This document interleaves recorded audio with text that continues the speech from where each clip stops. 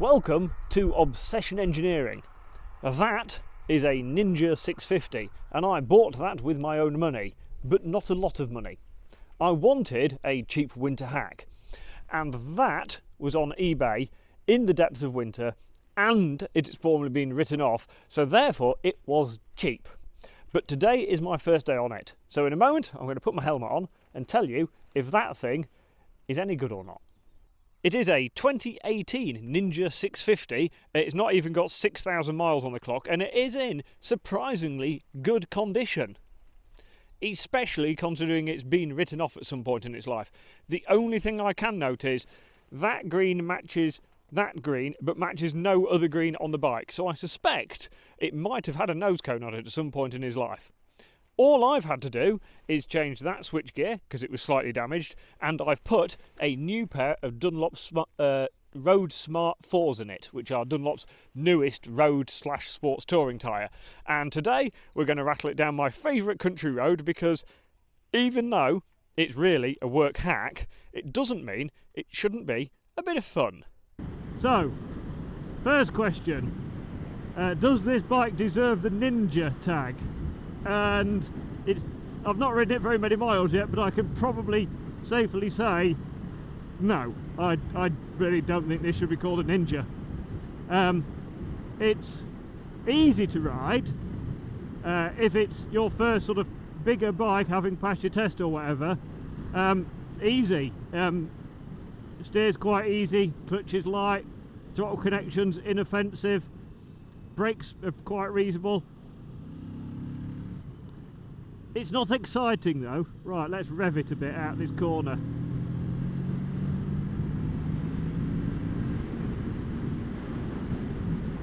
I mean, there's a shift light flashing at me at 6,000 RPM. It's not exactly ZXR 400, is it? Which is a little disappointing for a Ninja tag. So, should it be called a Ninja? No. Call it like an ER6 Sport or something like that. Is it more fun than my Triumph Explorer 1200 was last year? So far so good, yeah. Other than the fact the engine's a bit meh. I mean, it shoves it along at enough pace, but it's not exciting. A bit like the diesel engine in my van, it shoves it along at a reasonable pace, but it's not exciting. I also know that where I've got my Insta360 attached to isn't terribly good. I could do with a new one of those if Insta are watching. Right, what was my other questions? Oh yeah, is this going to make a good commuter? Little winter hack? Yeah, it should do. It's not apparently using very much fuel, and it's easy to ride, and my heated grips work, and it's easy to, you know, go, yeah, it sort of does everything. Again, I don't think it's going to be exciting commuting, but it will get the job done. Right. Dunlop claim good wet grip from these Roadsmart IVs. I mean, I'm not going to push to the limit, but does it feel reasonably decent? Yeah. Absolutely fine.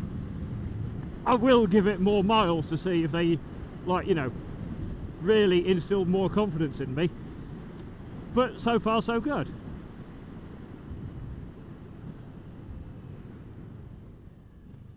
Brakes are decent enough. That is a step up from last year's Triumph. Right, 30 mile an hour, 5th gear. 6th gear, 30 mile an hour, 2,200 RPM.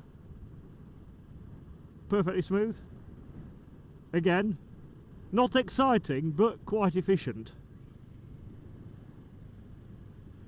In fact, 3rd gear in 30 mile an hour actually feels a bit revvy, but that's the nature of a parallel twin. They can feel like they're doing a lot of work when they're not, really.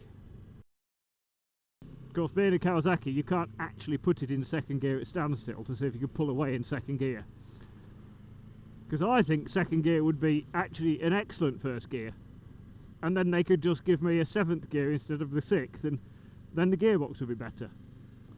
Right, coming to the end of another village, I'm going to do a test. In fact, I'm going to do a test. I'm going to pull up in 2nd gear and go Pulls away perfectly well in second.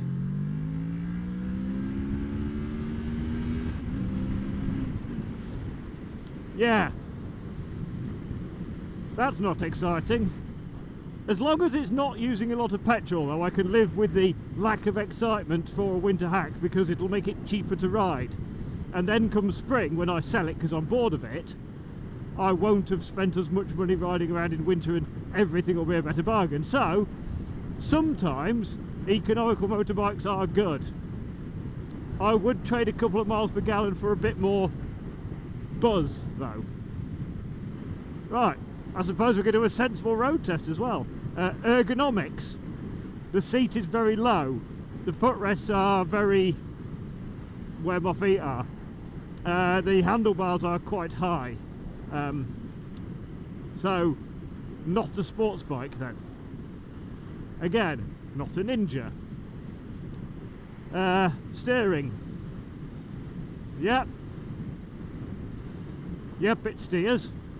That could be, of course, because it's got the new Dunlop Roadsmart IVs on it, which, compared to their older tyres, have a better rate of steer, but are still stable. And I have to admit, in fact, let's see if we can actually upset this thing, because this road is not that smooth.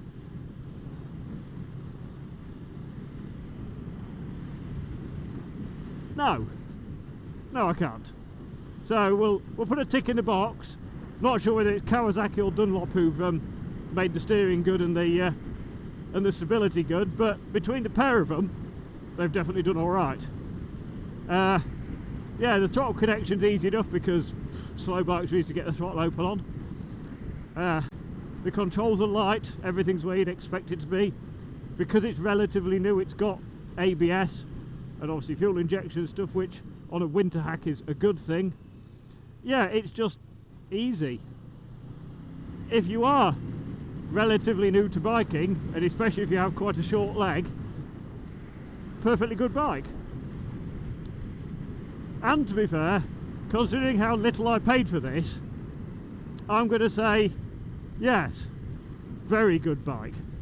Turns out buying things that have previously been written off is an excellent way to get a better motorbike for less money. Top job. So after the first few miles down to my favourite twisty roads, I'm going to give you a quick insight as to what I think to the Kawasaki 650. I'm not going to call it a Ninja, because even though Kawasaki put the sticker on the bike, I don't think it's a Ninja because it's just too dull. And if I'm honest, that covers quite a lot of the bike. The engine it's okay, but it's quite dull. The brakes work, the chassis turns, it's never got out of shape on me. The Dunlop Roadsmart IVs, even over the damp bits where I did carry a little bit of pace and chuck it around and get the throttle open, felt confident on them straight away, no movement from them at all. I think they are going to be an excellent pair of tyres to hack all the way through winter. The rest of the bike, if I'm honest, is a bit underwhelming. If you are relatively new to biking, and especially if you're quite short in the leg, that is going to be a relatively easy to get on and ride, and I'm sure it probably doesn't use a lot of petrol. And frankly, because I bought one that's been previously written off, it's not cost me a lot of money to get it. So as a winter hack, I think it's going to work really quite well. So that is the end of the first review on the 650 Ninja. I'm sure I'll be back later in, well, probably in springtime to tell you how life has been when I've stuck with it for a little bit longer. But I hope this hasn't been as boring for you as it has been for me, because I had to ride that. And I'll see you again soon for some more motorbike fun.